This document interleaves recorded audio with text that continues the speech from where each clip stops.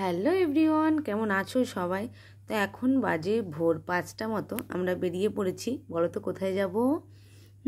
আস্তে আস্তে সবই জানতে পারবে। তো দেখো আমরা সবাই গাড়িতে। তো গাড়িতে যদিও আমার প্রচণ্ড অসুবিধা হয়, মানে বমি পায়, তবুও গাড়িতে উঠে পড়েছি। তো দেখো রাস্তা পুরো ফাঁকা, মানে কয়েকটা লরি যানবাহন এগুলো যাচ্ছে। আর দুপাশে দেখো পাট বাগান, মানে পাট ক্ষেত আর কি। তো চলো যেতে যেতে এবার চা খাবো আমরা। মানে অনেক ভোরে বেরিয়েছি তো, কিছু খেয়ে বেরোনো হয়নি, এই জন্য সবাই বলে চা খাবে। তো এক জায়গায় দাঁড়িয়ে চা খেয়ে তারপরে আবার বেরোতে হবে। তো এই দেখো আমি সত্যি দেখো চুলগুলোর অবস্থা, আমি ক্লান্ত হয়ে গেছি গাড়িতে। এইটুকু টাইমেই আমার এই অবস্থা, পরে যে আমার কি হবে। আমার একদম গাড়ি চড়তে ভালো লাগে না। তো আজকে যাব বর্ধমান, মানে আমার বড় ননদের শ্বশুরবাড়ির দেশে। তো চলো যাওয়া যাক, আগে একটু চা খেয়ে নিই। হাই করো, হাই করো। আমরা এখন চা খেতে নামলাম। চা চলে আইছে। নামলাম কোথায়? এ নামিনি, মানে ড্রাইভার দাদা চা দিয়ে যাচ্ছে। কে সেটা? দুই চোখে হাত দাও, এক চোখে হাত দাও। এ বাবা, এই বিস্কুট দাও, এই বিস্কুট মিষ্টি না। রাস্তায় নকশা শুরু। আরে নাও, এই গাড়িতে খালি পেটে অন্য বিস্কুট নেই এখানে। এ রিতম সামনে বসার ইচ্ছা। আরে না, সামনে বসা এটা এটা খেয়ে জল খা। খাও খাও, এখন টি টাইম। নে নে জানতো বল। আর ওই যে মনা আছে, নে দাও। এই নে নে দেবে, দাও বলতে হবে, দাও। বেশি বাইরে হাত দেবে না।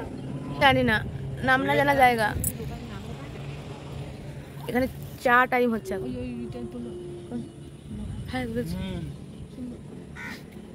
আর এই যে বিয়ান চা খাচ্ছে, ও চা দেয় না এখনো, বিস্কুট খায়। আর যে রিতম, এই যে বদ্দি, আর এই যে মনা বলছে বমি পাচ্ছে, পাবে না।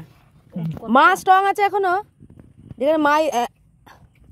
এই দেখো কথা বলতে বলতে চাও চলে এসেছে, যদিও বিস্কুটটা আগেই খাওয়া শেষ। তো চা খেয়ে আবার আমরা বেরিয়ে পড়েছি। অনেকটা পথ যেতে হবে। তো গাড়িতে প্রচুর বোর হচ্ছিলাম, যদিও আর কোনো ভিডিও ক্লিপ নেওয়া হয়নি। একবারে ওদের বাড়িতে পৌঁছে তারপরে ভিডিও নিয়েছি। তো এই যে আমরা ফাইনালি চলে এসেছি বর্ধমানের কাইচি গ্রামে, মানে এই গ্রামের নাম, হ্যাঁ কাইচি, তাই তো জানি।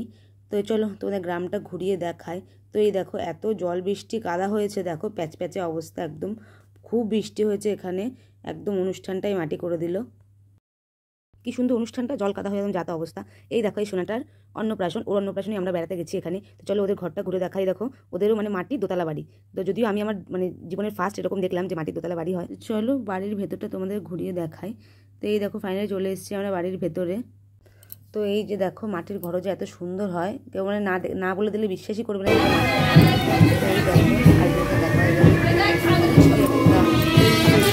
তো চলো ওপরে যাওয়া যাক। এই যে এগুলো দেখো মাটির সিঁড়ি। তো সিঁড়িটা যদিও খুব খাড়া ছিল, ওপরে আবার দোতলা আছে, মানে মাটির ঘরেরই দোতলা। এই দেখো ওপরে কি সুন্দর রং করে, মানে দুটো রুম আছে ওপরে। কে বলবে এটা মাটির ঘর? মানে আমি দেখে তো প্রথমে তো আমি অবাক হয়ে গেছি, যদিও আমি প্রথমবার দেখেছি। তো এই দেখো ওপরে মানে দুটো রুম আছে ওপরে।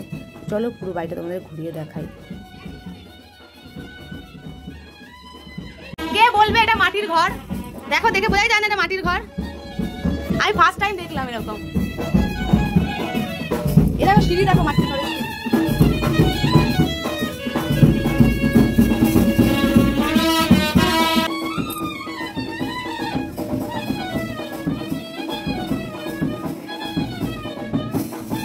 নেমন্তন্ন বাড়িতে এসেছি আর পুরো গ্রামটা ঘুরে দেখবো না, এটি কখনো হয়? তো আমরা ঘুরতে বেরিয়ে পড়েছি গ্রামটা, যেহেতু আজকে আবার ফিরবো, এই জন্য পুরো গ্রামটা ঘুরবো। দেখো ধানের গোলা, আমি এটাও প্রথমবার দেখলাম। হ্যাঁ ওদের আবার পুকুরও আছে। আমরা বর্ধমানে এসেছি, তাও কি সুন্দর।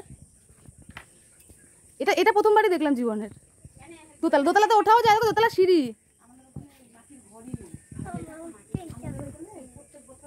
আমার ছেলে তো পুরো দেখে পুরো পাগল হয়ে গেছে, এরকম হয় নাকি? ঘোরা কমপ্লিট করে সকালে খাবার খেতে বসে গেছি, আর ঘুগনি। চলো খাবারটা কমপ্লিট করে নিই, তারপরে আবার আসছি। ফাইনালি রেডি হয়ে গেছি, দেখো এবার যাবো অন্নপ্রাশন বাড়ি।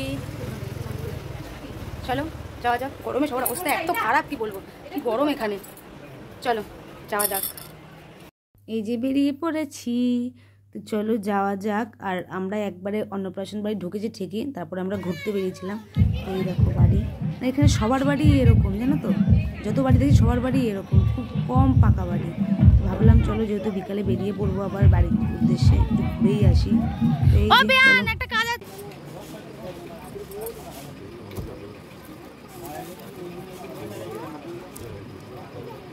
হ্যালো গাইস, খেতে বসে পড়েছি। এই দেখো, মানে আসতে না আসতে দেরি, খাওয়ার টেবিলে ঢুকে পড়েছি।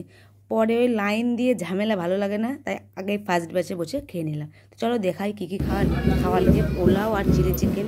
যদিও পরের ভিডিওগুলো আমি আর নিতে পারিনি, যেহেতু ছেলেকে আমি খাওয়াচ্ছিলাম। খাওয়া দাওয়া কমপ্লিট করে সন্ধ্যে 7টা নাগাদ আমরা বেরিয়ে পড়েছিলাম বাড়ির উদ্দেশ্যে। যেহেতু 4 ঘন্টা লাগবে, এই জন্য আগে আগেই বেরিয়ে পড়েছি। এই দেখো, আর এই যে হাই রোড, ওফ, জাস্ট ভিউটা দেখো, অসাধারণ লাগছে। যদিও এই ভিউ দেখতে দেখতে মানে কী যে বলবো, আমরা 1 ঘন্টা জামে আটকে গেছি গাইস। এই তো ভালোই বেশ যাচ্ছিলাম সুন্দরভাবে, আর যা সুন্দর লাগছিল না, আমার হচ্ছিল নিচে একটু রিলস করে নিই। কিন্তু এরপরই আমাদের সাথে কি ঘটে গেল গাইস, এই যে 1 ঘন্টা পাক্কা আমরা জামে আটকেছিলাম।